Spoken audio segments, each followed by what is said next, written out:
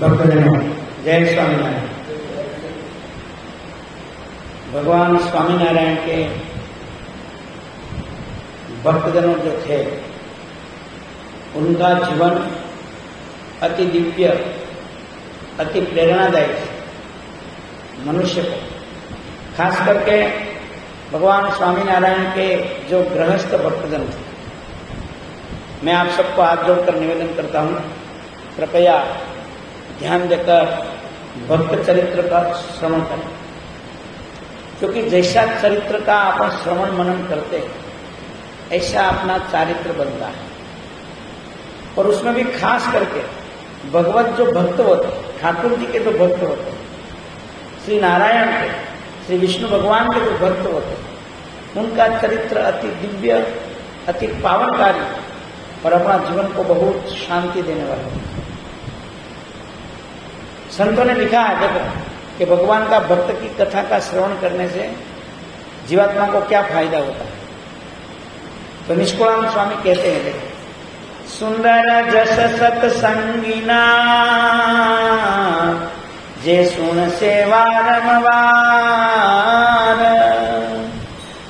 परिश्रम विना पामसे आभव सागर नो पार।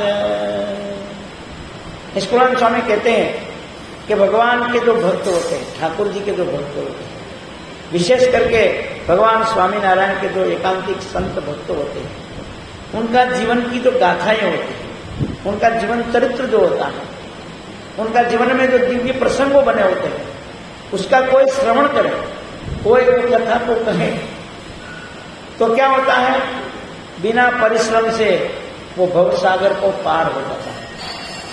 सुंदर जस सत्संगिना जे सुन सेवा रमवार, परिश्रम विना पामसे आभव सागर नो पार। भाई, ये भवसागर तरना बहुत दुर्लभ है। देवता बन जाते हैं मनुष्य, दुनिया में उनकी पूजा होती है, लेकिन भवसागर क्या होता है पता है? पहला ये हम सबको पता होना चाहिए कि भवसागर होता क्या है। तो भवसागर मतलब ये संसार में जन्मना और मरना। अपन जब रोग की बात कर रहे थे ना, ऐसे मानसिक रोग भी होते हैं। जिस प्रकार शारीरिक रोग होते हैं ना, ऐसे ही मानसिक रोग होते हैं। मानसिक रोग क्या होते हैं? तो कि काम, क्रोध, लोभ, अहंकार, राग, द्वेष, ईर्ष्या, मत्सर, असूया, ये सब मानसिक रोग है। और ये जो रोग है वो मनुष्य को जन्म जन्मांतर में भटकाता है। वो अपन को कर्म ऐसा कराता है, घोर कर्म में डुबाते हैं, और वो कर्म को भोगने के लिए हम सबको वापस जन्म मरण का चक्कर में आना पड़ता है। फिर और नया कर्म करेंगे, फिर और नया जन्म होगा। ये संसार चक्र चलता रहता है। बहुत ध्यान देकर सुनना मेरी बातों को। मैं आपको हाथ जोड़कर निवेदन करता हूं, देखो, कर्म करने में हम सबको क्या ध्यान रखना चाहिए। अगर हम कर्म करने में ध्यान रखें तो वही कर्म हमको कर्म का बंधनों से मुक्त करके हमको मुक्ति प्रदान कर देता है। और अगर हम कर्म करने में राग द्वेष में फंस गए, राग द्वेष के अधीन होकर, उससे प्रेरित होकर अगर हमने कोई कर्म किया, तो वो कर्म हमको नया नया जन्म में भटका देगा और वहां तक कि नरक में भी ले जाता है। इसलिए इंसान को अब जो नया कर्म करना है, उसी में उनको बहुत सावधान रखना। मैं बताता हूं, देखो, 3 प्रकार के मनुष्य होते हैं। सात्विक मनुष्य, बोलो, एक साथ बोलना ताकि अच्छा लगता है। सात्विक मनुष्य, बोलो, राजस मनुष्य और तामस मनुष्य। बहुत भाव से, बहुत शांति से श्रवण करना अपने लिए। जगदीश जी, हाथ जोड़कर निवेदन करते हैं, सत्संग करो, अपने जीव के लिए करो। देखो, महाभारत की कथा के माध्यम से मैं आपको अद्भुत कथा बताने जा रहा हूं। कश्यप प्रजापति की 3 पत्नियां थी, वैसे तो 13 पत्नियां थी, लेकिन हम अभी ये 3 गुणों को समझने के लिए हम 3 पत्नियों की बात करेंगे। बहुत ध्यान से सुनना। सुन रहे हो ना? जय स्वामीनारायण। अब देखो, अदिति थी, अदिति, उससे तमाम उनको देवों पैदा हुए। वो सात्विक प्रकृति। देखो, हमारा हृदय में भी हम आत्मा है, हम कश्यप प्रजापति। हमारी जो वृत्तियां हैं मन की, वो हमारा गुण है। हमारा में भी 3 गुण है, रजोगुण, तमोगुण और सत्वगुण। ये हमारे में 3 गुण वर्तते रहते हैं। अब जो वृत्ति प्रबल होती है, वो वृत्तियां अपन को कर्म करने के लिए प्रभावित कर देती है। कभी राजस वृत्ति प्रबल हो जाती है, उसके वश में होकर हम कर्म कर लेते हैं। कभी तामस वृत्ति प्रबल हो जाती है, उसके वशीभूत में होकर हम कर्म कर लेते हैं। कभी सात्विक वृत्ति प्रबल होती है, उसके वशीभूत होकर हम कर्म करते हैं। अब उसमें समझना क्या है कि तामस वृत्ति और राजस वृत्ति है, वो तो हमको क्या करता है कि क्रिया करें ना हम, जैसे संसार में अपने सामने कोई ने क्रिया करे, जैसे मान लो कि किसी ने हमारा अपमान किया, तो तामस वृत्ति वाला विचार क्या करेगा कि उन्होंने मेरा अपमान किया तो मैं उनसे दुगुना अपमान करूंगा। ये वृत्ति कौन सी है? बोलो बोलो। तामस वृत्ति है। कौन सी है? तामस वृत्ति। राजस वृत्ति क्या होती है? राजस वृत्ति में ये होता है, ये जो भोग रहा है उसमें अच्छा भोग मिला। इसको 1 गाड़ी है तो मैं 2 गाड़ियां लाऊंगा। उसने ऐसा बंगला बनाया, मैं उससे भी बढ़िया बनाऊंगा। ये इतना पैसा कमाया, मैं उससे भी बढ़िया कमाऊंगा। एक बार उनको नीचा दिखा दूं। ये नीचा दिखाने की जो बात, बदला लेने की भावना है, वो तामस वृत्ति है। नीचा देखने, कंपटीशन में आगे बढ़ जाने की, भोग में सबसे श्रेष्ठ बनाने की, दूसरा का भोग को छीनकर हम भोग ले, दूसरा का सुख छीनकर हम सुखी हो जाए, ये राजस वृत्ति। जय स्वामीनारायण। तीसरी वृत्ति है सात्विक। सात्विक वृत्ति क्या होती है कि मैं सुखी हूं, लेकिन किसी का सुख छीनकर नहीं, किसी को दुख देकर नहीं। मैं ऐसा कर्म करूंगा कि मेरा कर्म से और मेरा भाव से मेरा मन को मैं शुद्ध करूंगा, मेरी आत्मा को मैं निर्मल करूंगा, और निर्मल मन से कर्म करके नीति से और धर्म का पालन करके मैं सुखी हो जाऊंगा, और मैं सुखी हो जाऊंगा और दूसरे को भी सुखी करूंगा। इतना ही नहीं, अगर सात्विक वृत्ति और प्रगाढ़ बने तो वो ऐसा विचार करने लग जाता है कि मेरे को भले ही दुख मिले, लेकिन ये सब सुखी हो जाता है। ये सात्विक वृत्ति का भाव। बहुत ध्यान से सुनना। जय स्वामीनारायण। अब हुआ ऐसा कि इनको एग्जाम्पल से अपन सुनते हैं। देखो, कर्म न्यूट्रल कब होते हैं? कर्म, जो कर्म, विकर्म, अकर्म, ये सब होता है। कर्म मतलब नॉर्मल कर्म होता है, उसको अपन को जो कर्म करते हैं अपन को उसका फल मिलता है, लेकिन दूसरा का किसी का बुरा नहीं होता है, क्योंकि अपन वो ऐसी प्रेरणा से कर्म करते ही नहीं। सात्विक वृत्ति में ऐसा होता है। कर्म विकर्म कब हो जाता है? जब बदला लेने की भावना हो जाती है, राग द्वेष से प्रेरित कर लेते हैं अपन, तो वो विकर्म हो जाता है। अब देवताओं हुए अदिति थे, वो सात्विक प्रकृति वाले। फिर 1-2 दूसरी पत्नियां थी, विनता और कद्रु। नाम बोलो, कौन सा? विनता बोलो। और दूसरी पत्नी का नाम था कद्रु। कद्रु है वो तामस वृत्ति, विनता है वो सात्विक वृत्ति। अब बहुत ध्यान से सुनना हो भाई, अद्भुत कथा है। देखो, हम सबको क्या समझना है कि अगर कर्म को विचार करके करे तो वही कर्म अपना दुख भी मिट जाता है और अपन सुखी भी हो जाता है, और दूसरे किसी को नुकसान भी नहीं करता। और अगर यही कर्म अपन बदला लेने की भावना से करते हैं, तामस वृत्ति को वृत्ति से प्रेरित होकर करते हैं, तो यही कर्म हमको जीते जी भी दुख देता है और मरने के बाद में घोर नरक की प्राप्ति होती है और फिर हमारा भव सागर तैयार हो जाता है। कैसे होता है देखो मैं बताता हूं। दो बात समझ लो। पहला तो अपना जो जन्म होता है ना, वो नया पुराना जन्म कर्म का स्टॉक लेकर आता है। स्टॉक पुराने जन्म में आपने जो कर्म किया हो उसका स्टॉक हो जाएगा। जैसे 3 प्रकार के कर्म होते हैं। समझने की अच्छा लगता है? अच्छा, सुनने में रुचि है कि नहीं है? जय स्वामीनारायण। हाँ, तो ध्यान से दो, मैं बोला हूं ना, आपको बोलना हो। संचित कर्म बोलो, क्रियामन कर्म और प्रारब्ध कर्म, ये 3 प्रकार के कर्म होते हैं। संचित कर्म और भाई क्रियामन कर्म क्या होते हैं? हम सब जो कर्म करते हैं उसका रिजल्ट रोकड़ा तुरंत मिल जाता है। जो रोकड़ा हिसाब होते हैं ना, उसको अपन उधार में लिखते नहीं, लिखते हैं वो नहीं लिखते, वो हिसाब खत्म हो गया, रोकड़ा। ऐसे कोई कर्म हमारे जीवन में ऐसा होता है। जैसे हमारे भूख लगी तो भूख लगी, हम कर्म करेंगे खाने का, हमने खाना खाया, हमारी भूख मिट गई, वो रोकड़ा हिसाब हो गया। समझ में आया? ऐसा कर्म बहुत कम होता है, लेकिन ज्यादातर कर्म ऐसा होता है कि जो स्टोरेज में चलेगा।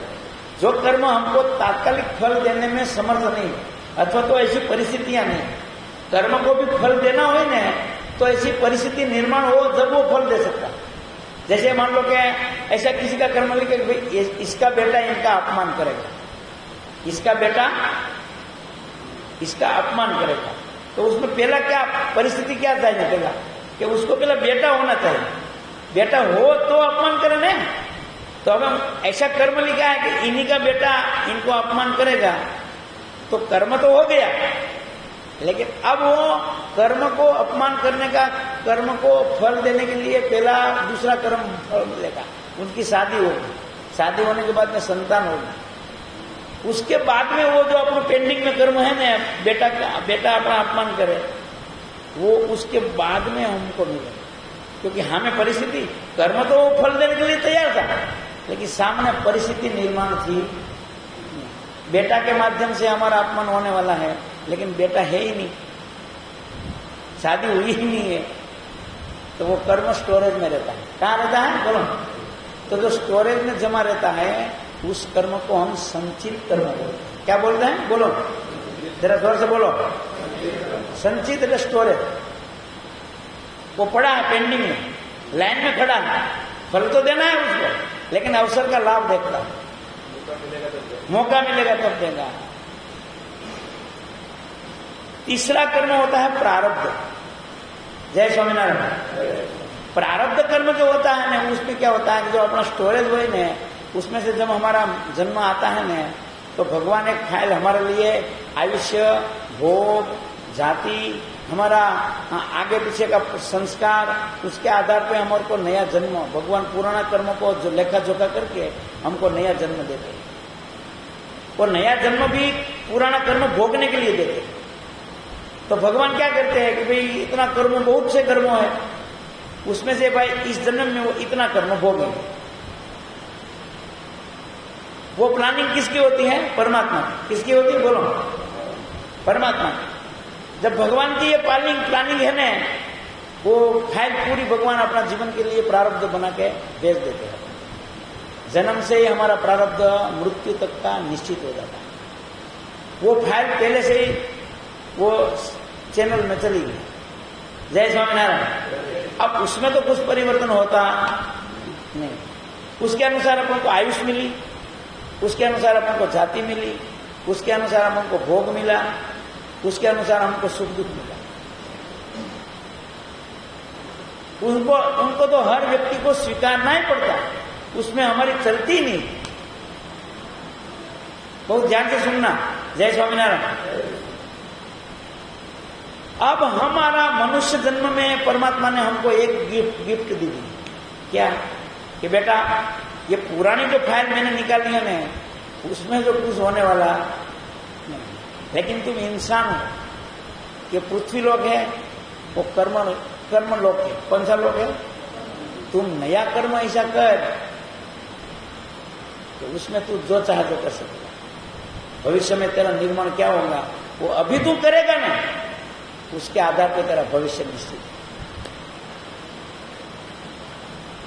इसलिए तेरे को है ना ऐसा कर्म करना है કે કર્મનું સ્ટોરેજ જ ના બને, સ્ટોરેજ ખાલી જ રહે. હમણાં આપણે કભી નહીં મોબાઈલ ભર જાવે ને तो પછી નયું કર્મ આપણે કરીને નયું कोई वीडियो डाले कि नયું तो उसमें स्टोरेज नहीं होता तो वो मना कर देता है कि स्टोरेज में गैप ही नहीं है.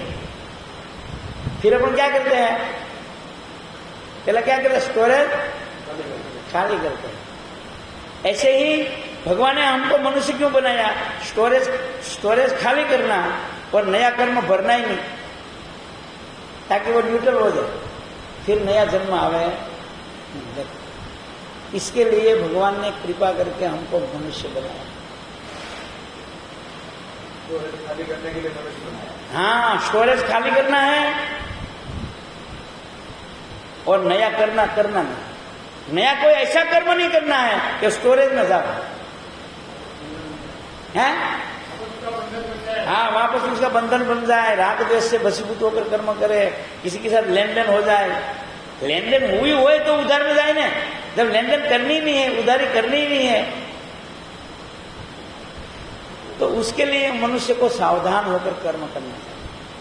तो अब देखो, जो विनता था वो रजोगुण प्रधान भी थी, राजस वृत्ति भी थी. केवल प्योर सात्विक वृत्ति तो होती नहीं, तीनों मिक्स होती.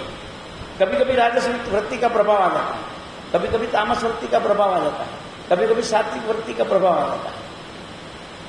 अब विनता थी न, उनका दोनों का पति तो एक ही था. पुराना कर्म अनुसार उनका भाग्य में कुछ लिखा था, उसके अनुसार उनका जीवन आगे आगे चलने वाला था, और नया कर्म उनको करने का था. कद्रू का जीवन में भी ऐसा ही था. अब वो दोनों सगी बहन थे, लेकिन स्वतंत्र थे, तो एक दूसरे से जल रहे.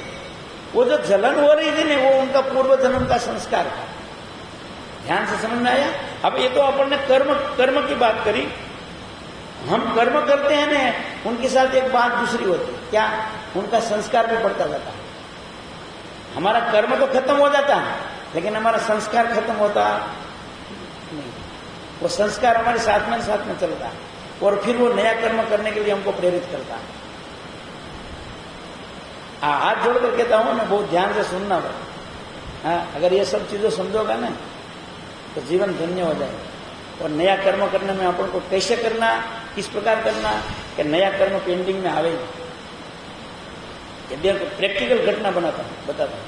अब दोनों स्वतंत्र बन गई, सगी बहन है. देखो प्रारब्ध उनका कैसा है कि दोनों बहन बन, लेकिन दोनों एक दूसरे से जलते. तो हमारा जो संबंधी है ना, वो भी ऐसे ही होते हैं. एक दूसरे का कर्मों का लेखा जोखा के लिए हम यहां आते हैं. कोई किसी का है नहीं. देवानंद स्वामी ने लिखा है, संस्कारे संबंधी सर्वे मळ्यारे, ये छे झूठी माया केरी झाड़.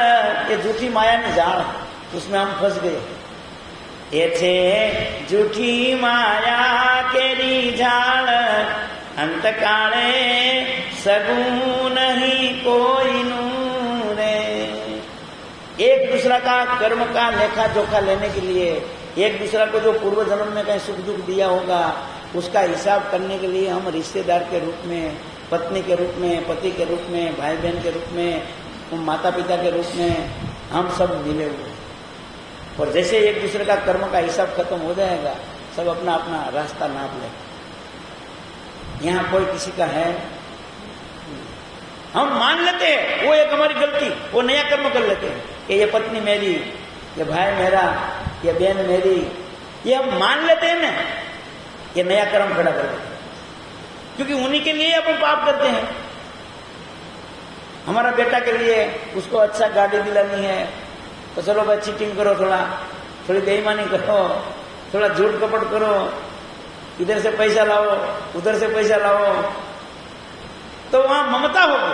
वो जो हमने ममता कर रही थी, वो ममता हकीकत में वो अपना है नहीं, लेकिन अपना मानकर उनको सुखी करने के लिए हम दूसरे का सुख को छीनते. बस ये जो नया कर्म स्टार्ट हो गया. अब वो सुख बेटा बेटी तो सुख भोग के मजा कर लेगा, लेकिन कर्म जो हमने किया है वो भोगने के लिए फिर हम नया जन्म। कर्म को समझ के करना, सिरे निज भारना भरना। सिरे भाई अपना बेटा बेटी को अपन अपना मानी उनको राजी करने के लिए है, घरवाला को अच्छी अच्छी हाड़ियाँ कराने के लिए, उसको सोने का चैन देने के लिए हम न जाने कितना कर्म कर लेते हैं। ये तो मजा ले लेते हैं और हम फिर जन्म मरण की साइकिल में चल जाते हैं। समझदार को इशारा काफी, समझदार मनुष्य को इशारा से समझ जाना चाहिए।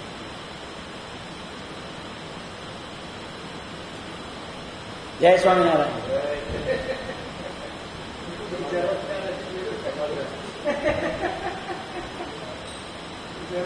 अब देखो क्या होता है, कद्रू जो थी ना, कद्रू जो उन्होंने अपना पति को, दोनों गए अपना पति के पास में, हमारे संतान चाहिए। ये स्त्री की स्वाभाविक इच्छा होती है, हमारे संतान चाहिए। पति ने कहा ठीक है, आपको जैसा संतान चाहिए ऐसी हम भगवान को प्रार्थना करके आपको ऐसे संतान हो, बोलो आपको क्या क्या इच्छा है। कद्रू ने कहा मेरे को 1000, वो सर्पों की माता है, कद्रू जो है ना वो सर्पों की माता है, तो मेरे को 1000 ऐसा बेटा चाहिए जो तेजस्वी, घातकी, क्रूर, उनके सामने कोई नजर उठा नहीं सके, एक से एक बढ़कर, ताकि मेरा कोई नाम नहीं ले सके। माँ हो ना, माँ बाप और अपना छोरा में जोर हो। जय स्वामीनारायण। कद्रू ने ऐसा कहा, ठीक है। ये कश्यप प्रजापति ने कहा कि आपको ऐसा बेटा हो। विनता ने कहा मेरे को तो, आप देखो एक दूसरा से चढ़ता चढ़ती राजा स्वृत्ति है। देखो राजा स्वृत्ति प्रकट होती, राजा स्वृत्ति में क्या होता है, कंपटीशन होती है, इनसे ज्यादा मैं, कुछ भी करके झूठ तड़पड़ करना पड़े, बेईमानी करनी पड़े तो करो, लेकिन इनसे आगे नहीं करो। ये राजस, ये तो प्रारब्ध जन्य है। अब लेकिन वो वृत्ति अपन को अंदर से उसकाती, वो बहकाती। अगर हम उनका बहकाव में नहीं आवे तो हम बच जाते। लेकिन विनता भी बहकाव में आ गई कि वो कह रही है मेरे को 1000 चाहिए पुत्र, लेकिन पतिदेव सुनो, मुझे तो 2 पुत्र ऐसा चाहिए ना कि वो 1000 को परास्त कर दे। देखो जय स्वामीनारायण। ये अपनी बात है, अपने अंदर भी ऐसे ही होता है, कंपटीशन होती है। सगी बेना है, देखो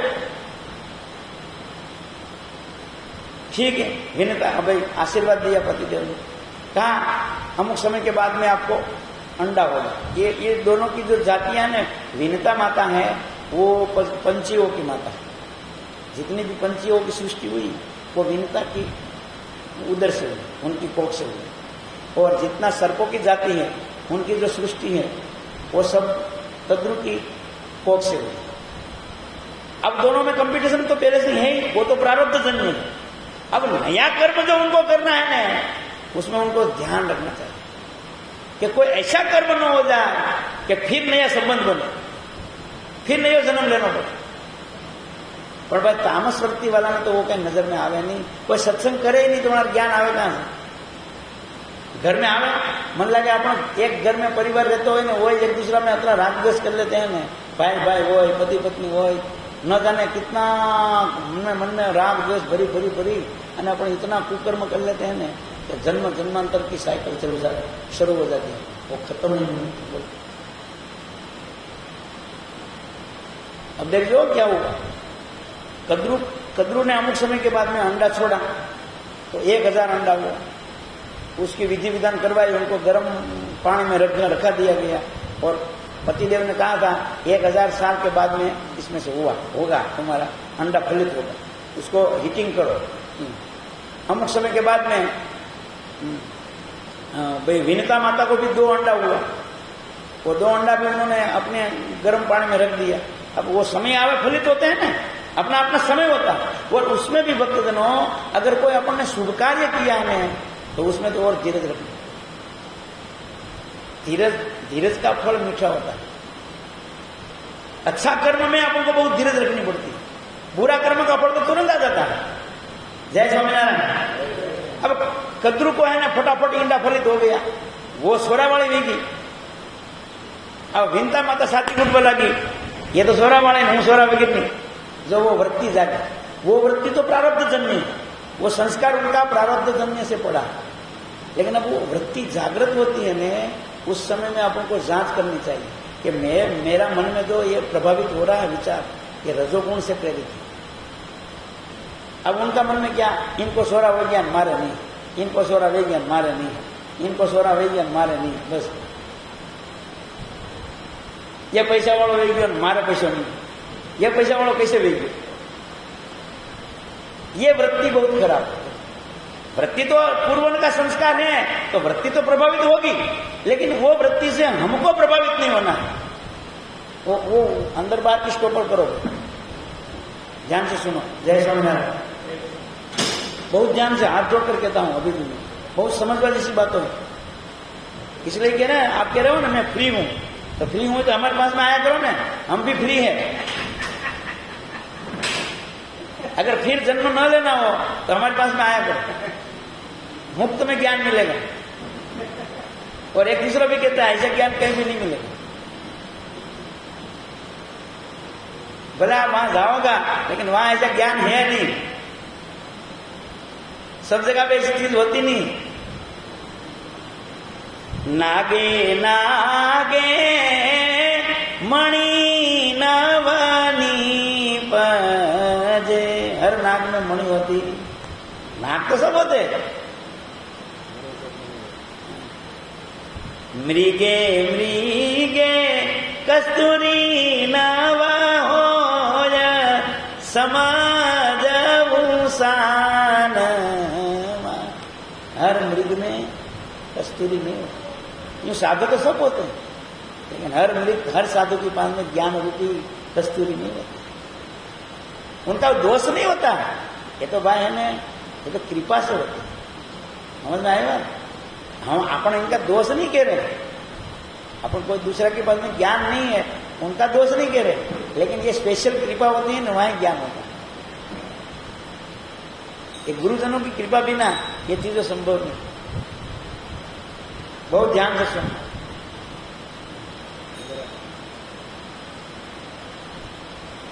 अब देखो हुआ क्या, कद्रू खुश हो गए, हमारे 1000 सोरा आना कहीं नहीं। वो उनको जलाने की कोशिश कर रही। देखो ये जो नया कर्म जो हो रहा है ना भाई, इनको जो पुत्र पहले होने वाले थे वो तो उनका प्रारब्ध था, प्रारब्ध के अनुसार उसमें अपन बदलाव कर सकते हैं, उसमें अपन कुछ चलती भी नहीं। विनता को लेट पुत्र होने वाला था, वो उनका प्रारब्ध था। इसको पहला पुत्र होने वाला था, वो उसका भाग्य था। तो भाग्य में तो अपन कुछ कर सकते हैं नहीं, लेकिन नया कर्म करने में अपन ध्यान रख सकते हैं। अब ये है ना, जो इनको पहला पुत्र हो गया तो ये उनको जलाने लगे कि देखो तेरे कुछ नहीं है, और मैं तो माँ हूं, देखो हमारे छोरा माँ माँ करता हमारे पीछे घूमे, वो उसको जलाने की कोशिश करते। ये नहीं करना चाहिए। बस ये तामस वृत्ति है ना, तमोगुण प्रधान है कद्रू। तमोगुणी व्यक्ति को दूसरे को दुख देने में ही मजा आता है। अब हमारे हृदय में हमको तपास करना है कि हम जो कर्म करते हैं वो तामस भाव से प्रेरित होकर करते हैं, राजस भाव से प्रेरित होकर करते हैं, या सत्व भाव से प्रेरित होकर करते हैं। आपने पूछा था ना, खोराक क्यों ऐसे खाते नहीं हो, वहां ये क्यों नहीं, तो हमारी वृत्ति हमारा सात्विक रखना। समझ में आई बात? अगर हमारी वृत्ति में हम तामस भाव पैदा कर देंगे तो हम भी कद्रू बन जाए, और हमारा कद्रू बनना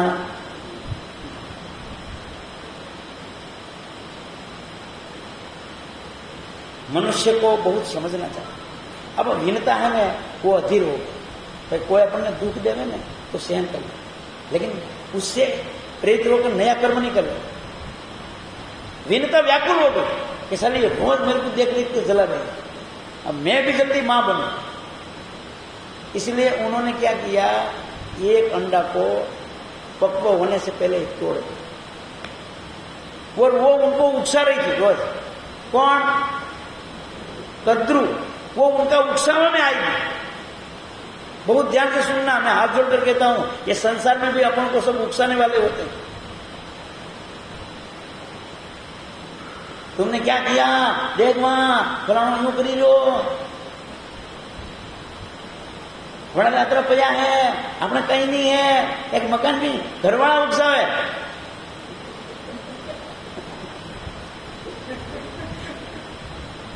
मैं कह रहा हूं ये कथा अद्भुत है, अगर आप सुन लो समझ लो ना, जिंदगी बन जाए।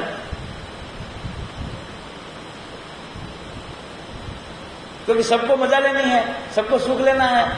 तुम पाप करो भले करो, अरे यूं नहीं चाले, हमारा कलयुग है, झूठ बोलना पड़े, सत्यवादी बनवा जाओगा तो रोटा ही नहीं मिलेगा। ये जो वृत्तियां हैं ना, वो दूसरे की वृत्तियां हमको उकसाती और हमको उसमें ममता होती है, इसलिए उनका बहकाव में आकर हमारी वृत्ति भी बहर जाती है और हम न करने का कर्म कर लेते, फिर उनका बोझ तो हमारे माथे आएगा। विनता बहकाव में आती, धीरज नहीं रख सकते। और अपना पुत्र को अभी पक्व नहीं हुआ था अंदर बच्चा, और उन्होंने तोड़ दिया। देखो आ नया कर्म करने का, जो नया कर्म करने में उन्होंने ध्यान नहीं दिया। पुराना कर्म के अनुसार उनको लेट बच्चे होने वाले थे। भाई अच्छे बच्चे थे तो अच्छे बच्चे को तो समय लगता है ना। देखो भाई एक आपको बबूल बोना हो तो वो अपने आप बारिश होते उगीन कितना मोटो हो जाए। देखो है ना, आम बोनो हो तो भाई जो अच्छा कर्म का फल चाहिए तो उसके लिए थोड़ी धीरज, सहन शक्ति और थोड़ा लंबा समय तक इंतजार करना पड़ता। पर एक तद्रु उनको बहकाती थी, उनको जलाती थी, इसीलिए वो सहन नहीं कर सकी और अपना ही बच्चा को समय से पहले उन्होंने अंधा पर तोड़ दिया। उसमें अब दो बात, ये झीनी झीनी बातें होती है, पर मैं कह रहा हूं जो मैं इन सब का चेहरा ऊपर मेरे को कहीं दिखता ही नहीं। देखो बाकी ये बातों ऐसी है ना, हम अपना चेहरा ऊपर जानने की एकदम जोरदार जिज्ञासा होनी चाहिए। अगर जिज्ञासा न हो ना तो हम कुछ जान नहीं सकते, हम समझ नहीं सकते। इच्छा होनी चाहिए यार, ऐसी ध्यान है तो अपना नया कर्म नहीं, अपना जीते जी मुक्त हो जाते हैं। बोलो हम जीते जी मुक्त हो जाते हैं, पर हमारा समझना ही नहीं है, हमारा टाइम ही नहीं है। आपने कह रहे थे खाना बोला हो तो आई जाओ खाना, तो ये हमने ये सत्संग करवाना है ना, इसलिए खाना रखा है।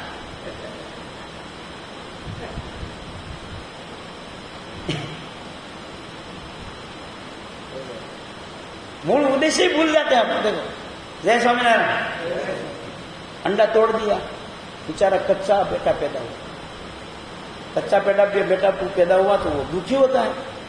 अब देखो वो भी उनका प्रारब्ध है कि एक मां से बेटा जन्मा, लेकिन वही मां से उनको दुख है। ये कर्म संबंध था, ये तो प्रारब्ध था उनका। बहुत ध्यान से सुनना।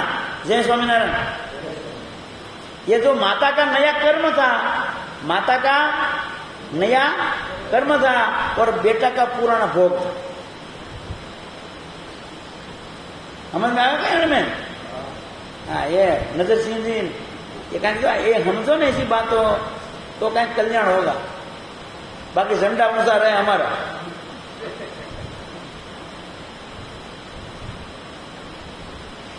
बेटा का मां के साथ कर्म संबंध, इसलिए मां के उनको दुख जो आया वो मां के निमित्त से आया। हकीकत में दुख देने वाली पास मां नहीं है, वो मां मात्र निमित्त बनी, लेकिन उसका भाग्य में दुख लिखा था। बहुत ध्यान से सुनना।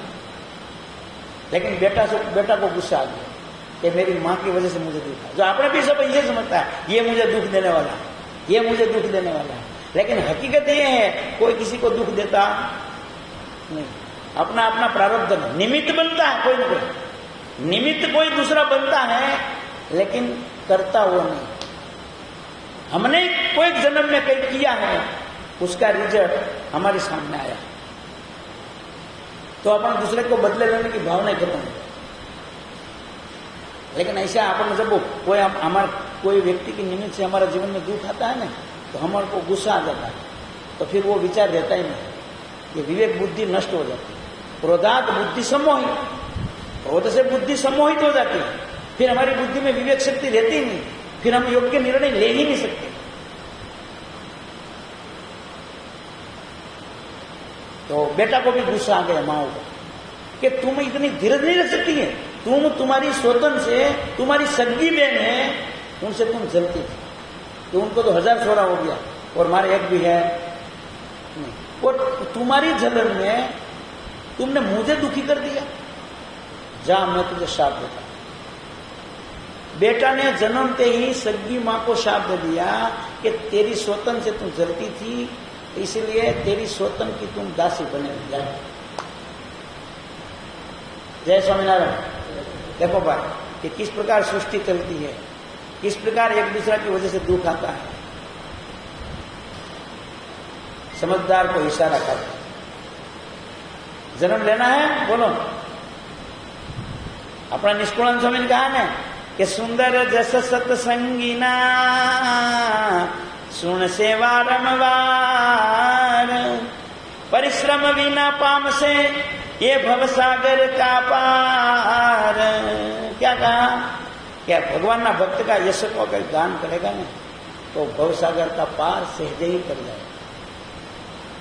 लेकिन ये भवसागर बस यही है, नया नया कर्म बनते जाते हैं और पुराना कर्म भोगते जाते हैं और नया कर्म स्टोरेज में डालते जाते हैं, उसका कभी अंत नहीं आता। पुनरपि जननम पुनरपि मरणम पुनरपि जननी जठरे शयनम यह संसारे खलु दुस्तारे कृपया पारा पाहि मुरारी भज गोविंदम भज गोविंदम भज गोविंदम मूढ़मती। हे मूढ़मती, प्रभु का भजन कर। जो बदला लेवा में जाएगा ना तो ले हगी मान हगा बेटे बदलो लीधो लो।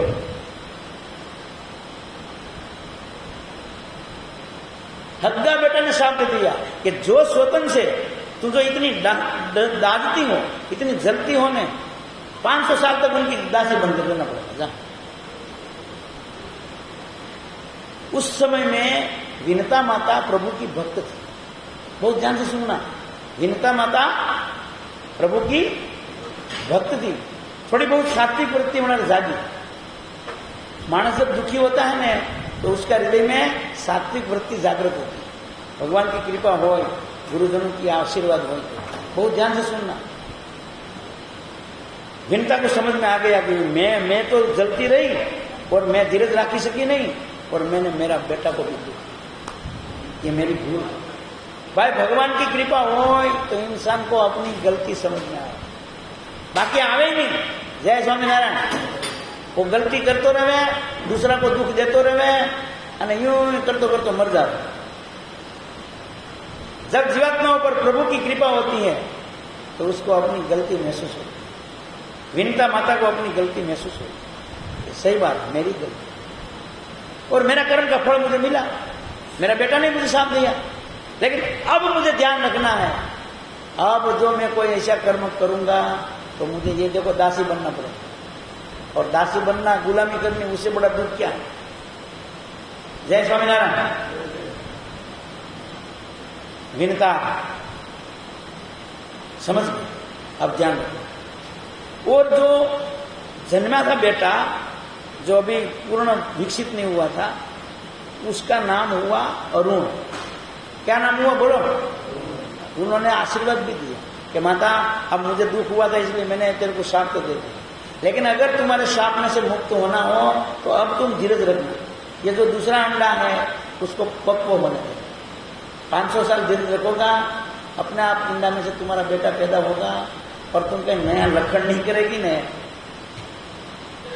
तो यही तुम्हारा बेटा तुमको शाप से मुक्त करेगा। विनता समझ गई कि अब कोई गलती करनी जो अपन समझते नहीं है। अपन तो किसी ने एक गाली दी थी हो तो अपन के दो बस हमें वो 2 दे तो अपन क्या और 4 दो। विनता माता को इतनी ये भगवान का कृपा थी, ठाकुर जी की कृपा ये होती है। और आपको देखना, दूसरा अपना नाम नहीं देना किसी का, लेकिन ठाकुर जी का भगत को छोड़कर दूसरा भगत होता है ना, उसमें कहीं कहीं लफड़ा होता है। देखो कोई तामसी होता है, तमाकू बीड़िया सब चालू हुए हमारे। दूसरा देवी देवता ना जो भगत हो ने हैं, उसमें भी कोई अमर पिता हो, कोई ये है हमारे देवता ने भी ऐसी चढ़तू हो, लेकिन ठाकुर जी वालों काम है ना वो बहुत शुद्धि वालों। इसलिए भक्ति करनी हो तो ठाकुर जी की करनी जैसी। अब विनता माता भजन करवा लगा और कि भाई जो मेरी गलती की, मेरे को दुख आया, उसमें किसका दोष? मेरा ही दोष है। इसलिए वो धीरज रख के सहन करवा। जय स्वामीनारायण। जरा जोर से बोलो। अद्भुत कथा आ रही है, अगर आपको सुननी हो तो आगे सुनाओ। सुननी है क्या खाना है?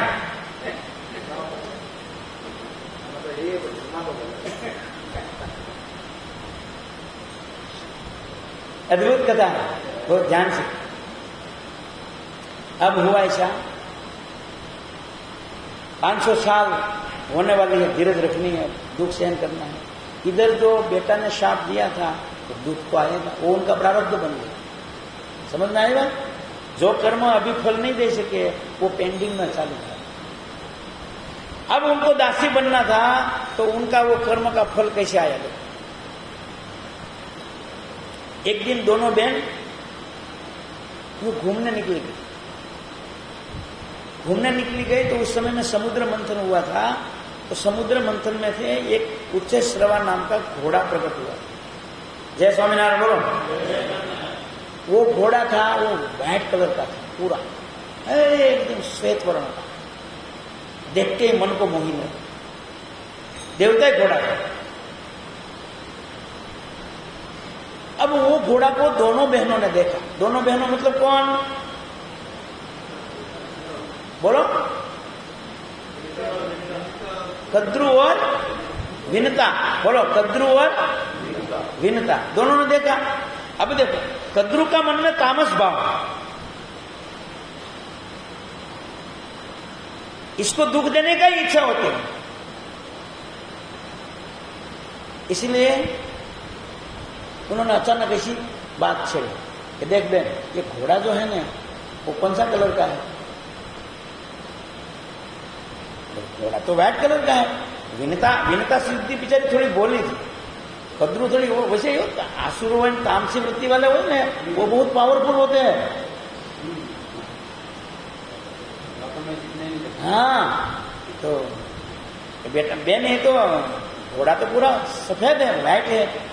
बोले नहीं, उनकी जो पूंछ है ना वो काली है। हकीकत में पूंछ काली थी। देखो अपन प्रारब्ध कैसे भोगते हैं और नया कर्म में अपन कितना ध्यान रखते हैं। नया कर्म जो अगर गलत कर लिया तो क्या होता है?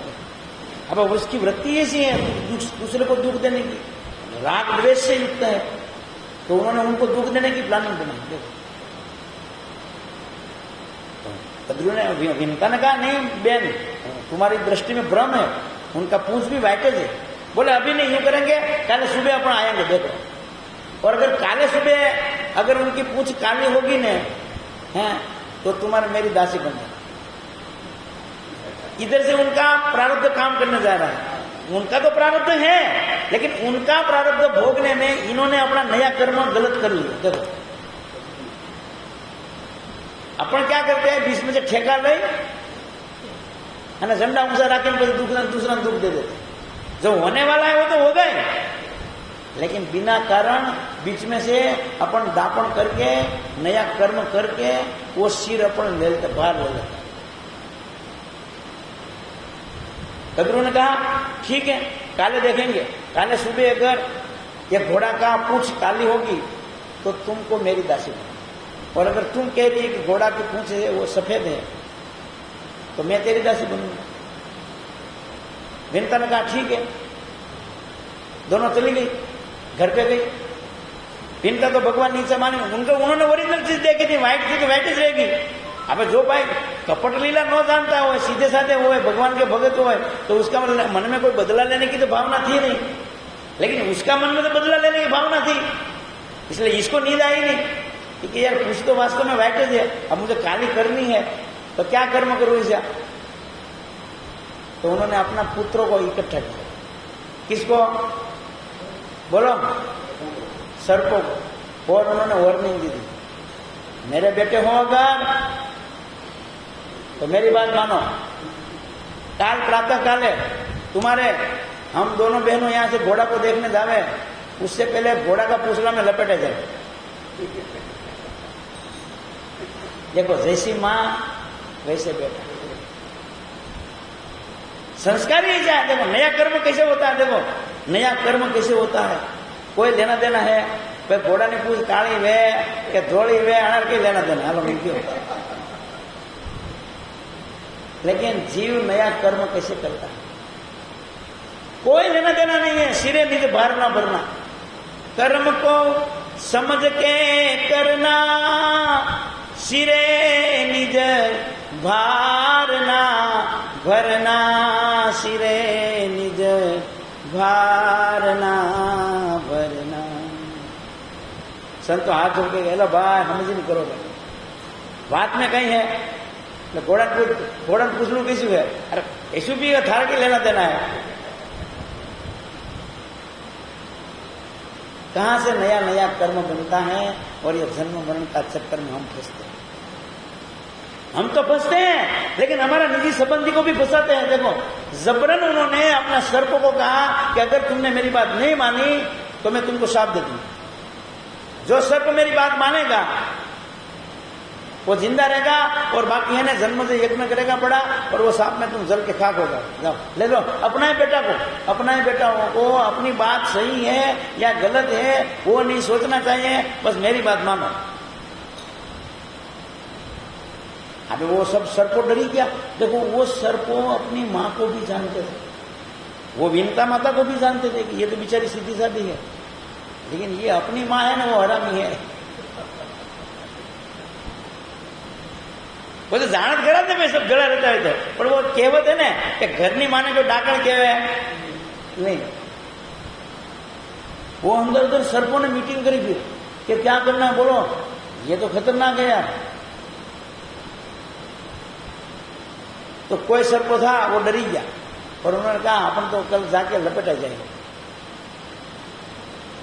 अब भाई सुबह उठते उठते फटाफट सर्पो जाई और घोड़ा ने पूछला ने लपेटाई गया, और ये दोनों बहनों गई, दोनों बहनों वहां गई तो उन्होंने देखा, देखो घोड़ा ने पूछ लीजिए है पूरा दौड़ा है, पूछलू काड़ू है। इनका विचार करें यार, रात काड़ू किसी नहीं। जय स्वामीनारायण। बिचारी घबराई गई, क्योंकि भाई दासी बनવું એટલે खतरनाक मामलो है ने, हाँ गुलाम वेचाई जवानुं, वेचाणवानुं। बिचारी कहीं बोली सकी नहीं, और कहा ठीक है भाई, अब हमने शर्त लगाई थी, हमने वचन दिया है, तो भाई तू मैं तेरी दासी बनूंगा। और क्या पूंछ काली है, वाह क्या करूं। पूंछ काली हो गई और वो दासी बनी। उनका प्रारब्ध तो उन्होंने भोगा, लेकिन बीच में कद्रू ने हम खुद के लिए और उनका बेटों के लिए जो काम किया वो उनको भयंकर भवसागर में नाचने वाला।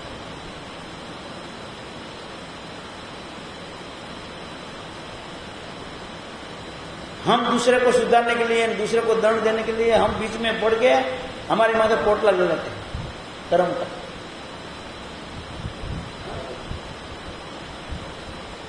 जय स्वामीनारायण।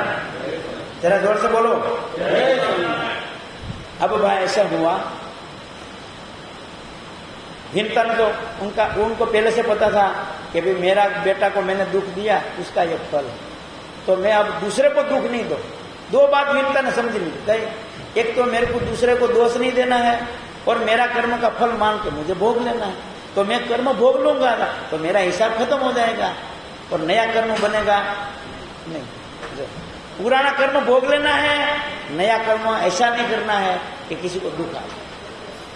समझदार है विनता माता। देखो एक बार लमड़ा में लागी ने समझी गई।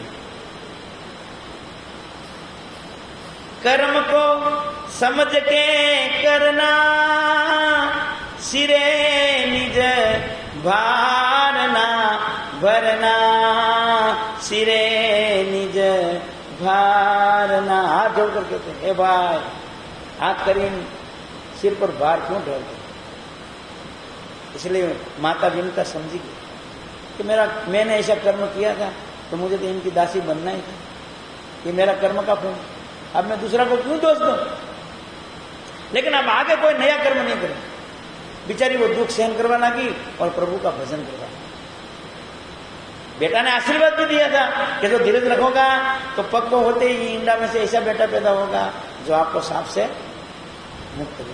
तो जो होने वाला है वो तो होगा ही, बीच में अपन को सावधानी रखनी है और धीरज रखनी है। और भाग्य में अगर दुख आवे तो उसको धीरज से सहन करना। जय स्वामीनारायण।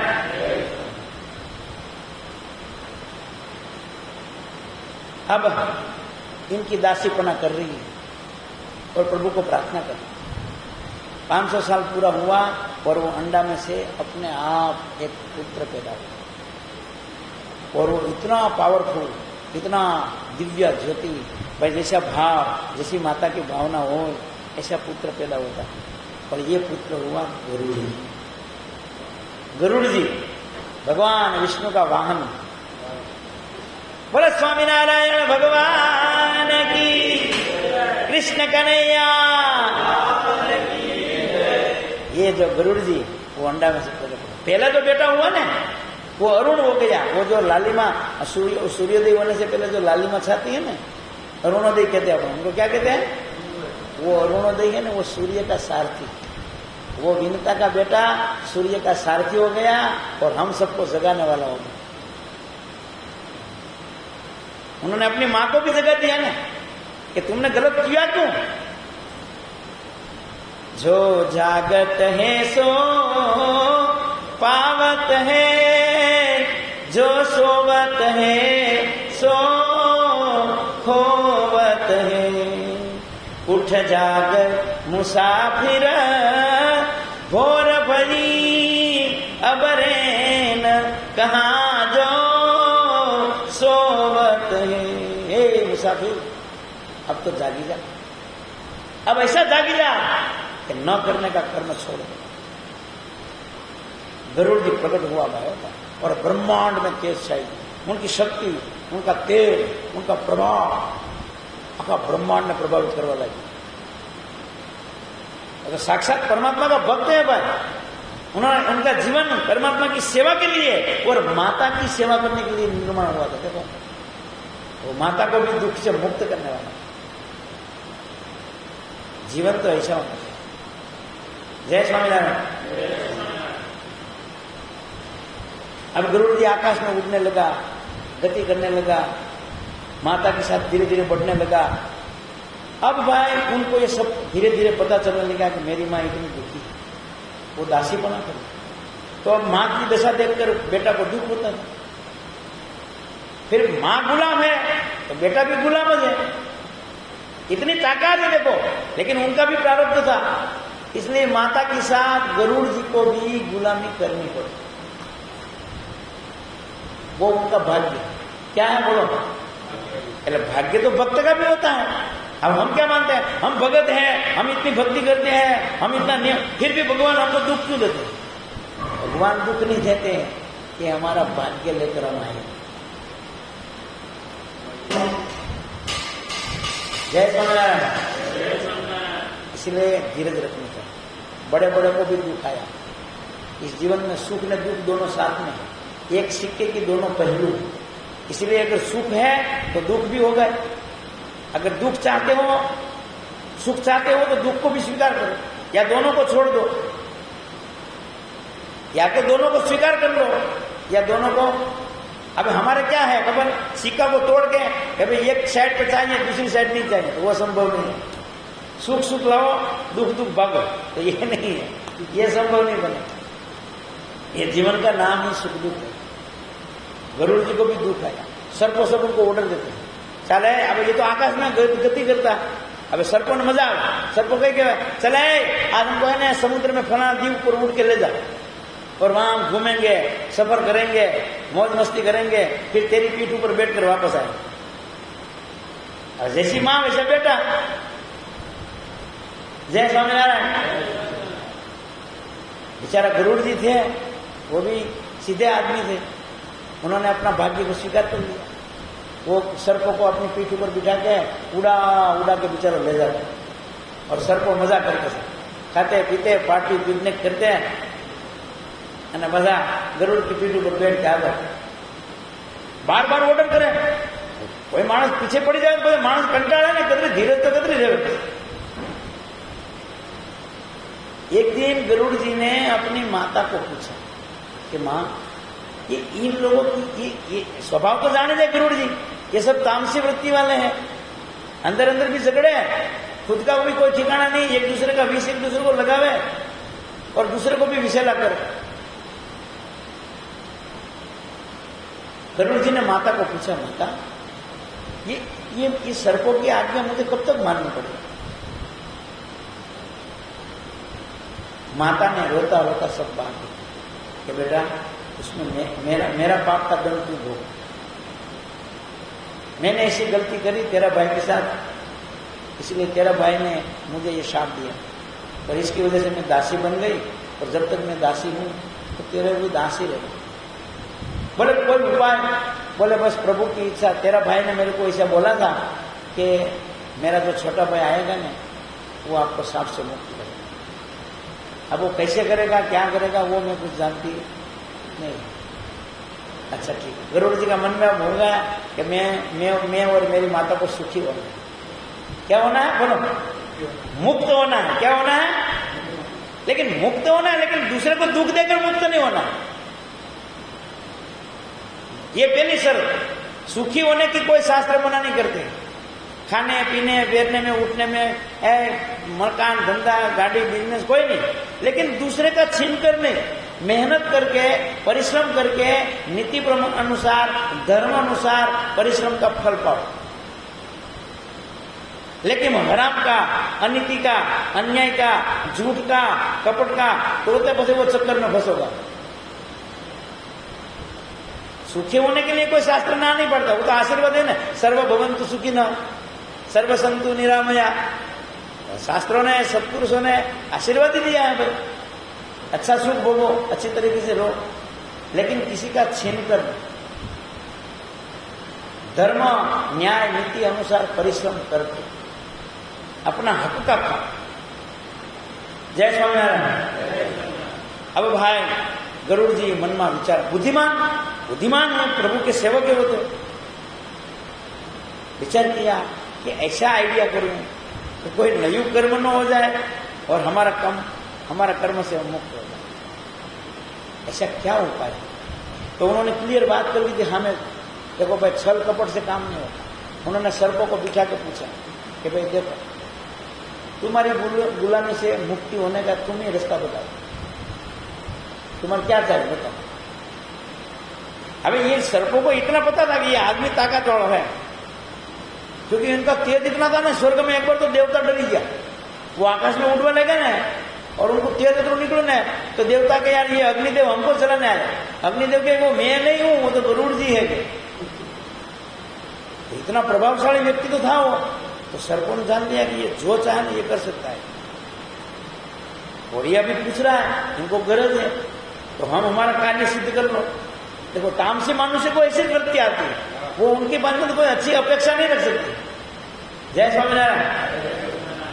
तो सर्पों ने कहा कि भाई एक काम है, तू अगर हमको स्वर्ग में से अमृत लाई दे हैं, वो हम तेरे को गुलामी से तुझे और तेरी मां को मुक्त कर दे, जा। गरुड़ ने कहा ठीक है, मैं आपको ला दूंगा। अब गरुड़ ने ये बात आकर मां को बताई कि मां ऐसा करना पड़ेगा। अब मैं अमृत लेने जाऊं, लेकिन मेरा कर्म से किसी को दुख नहीं होना चाहिए। अब देखो, गरुड़ जी के पास में असीम शक्ति थी, असीम तेज था, असीम बुद्धि थी, असीम प्रतिभा थी, ठीक है, लेकिन उसको सात्विक होती कि मेरी शक्ति किसी को दुख देने में उपयोग नहीं। अभी अपना शक्ति बनी देखो, आज पड़े तो नांदेड़ में कहीं तो कहीं गए।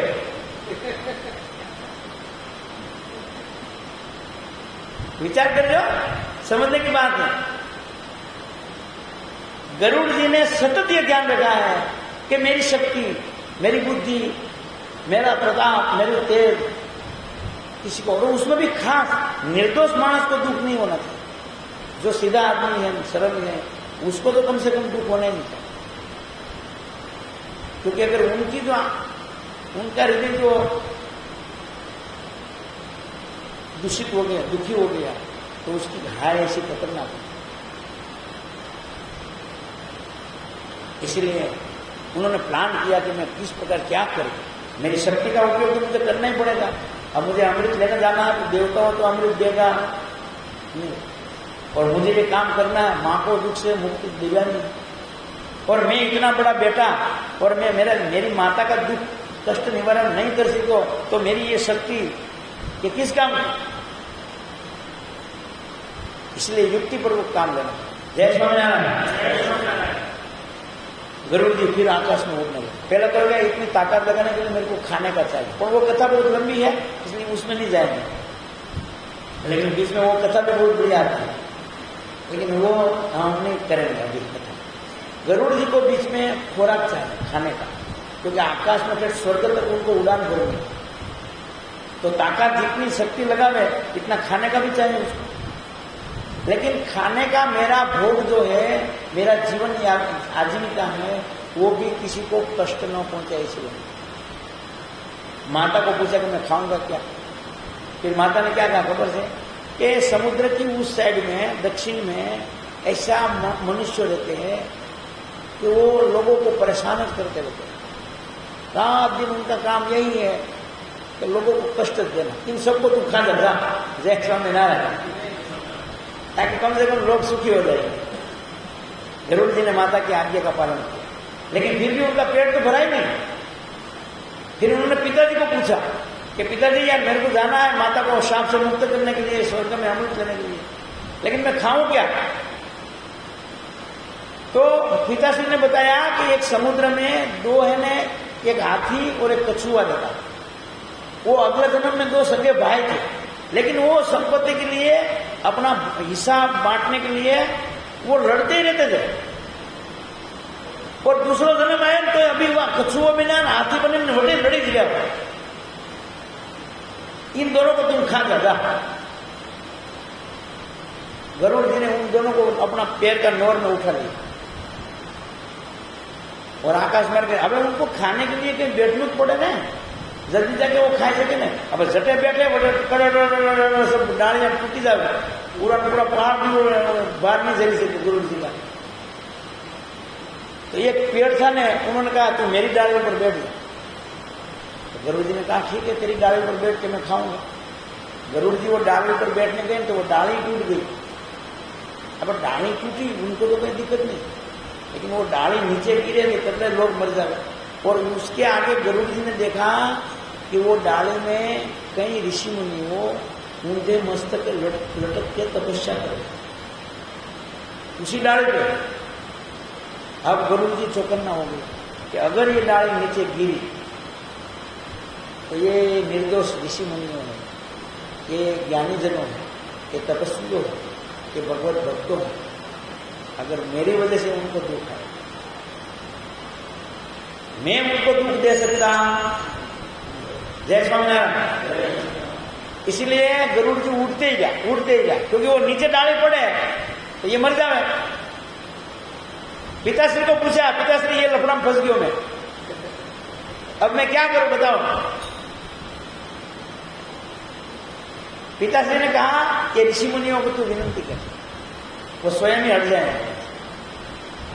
गरुड़ जी ने हाथ जोड़कर कहा मुनिवरों, मेरा इरादा आपको कोई कष्ट पहुंचाने का, मुझे पता भी नहीं था इस डाली पे आप साधना कर रहे। मैंने तो वट ने मुझे बोला, मैं बैठ गया और उसके बीच में आपको कष्ट आ गया, तो मैं आपको कष्ट देना नहीं चाहता हूं, तो मुझे आप आशीर्वाद दो। और मेरा कार्य है मेरी माता के लिए अमृत लाना है, तो किसी को कष्ट दिया बिना मेरा काम भी सिद्ध हो जाए, ऐसा मुझे आशीर्वाद दो। और आपका भी कष्ट नहीं पहुंचे, दाढ़ी भी मैं कहीं रख सकूं, ऐसा कोई इलाज बताओ। हाजिर हो गए भाई, जो अपना शुद्ध भावना हो ना तो आशीर्वाद मिले भाई। शुद्ध भाव है ना, शुद्ध भाव, निर्मल भाव, तो हम सबको आशीर्वाद मिल जाता। ऋषि मुनियों ने आशीर्वाद दिया। उन्होंने कहा हम स्वयं ही हट जाएंगे और ये डाली तुम गंधमार्दन पर्वत पर छोड़ दो। गरुड़ जी ने ऐसे ही किया और फिर वो कछुआ और हाथी को खा गया। अब वो स्वर्ग में गया। स्वर्ग में गया, वहां लड़ाई हुई। इन्होंने साफ साफ बात बता दी थी, देखो कि भाई मैं लड़ाई करना चाहता ही नहीं हूं, मेरा जो अमृत लेने का उद्देश्य है वो मात्र और मात्र मेरी माता को शाप से मुक्त करना। आपका अमृत लेने का मेरा कोई इरादा। इंद्र को भी विचारे या इंद्र समझी क्योंकि ये आदमी काम रो है, उनके साथ दोस्ती करवा जैसी है, जैसा समझ आया।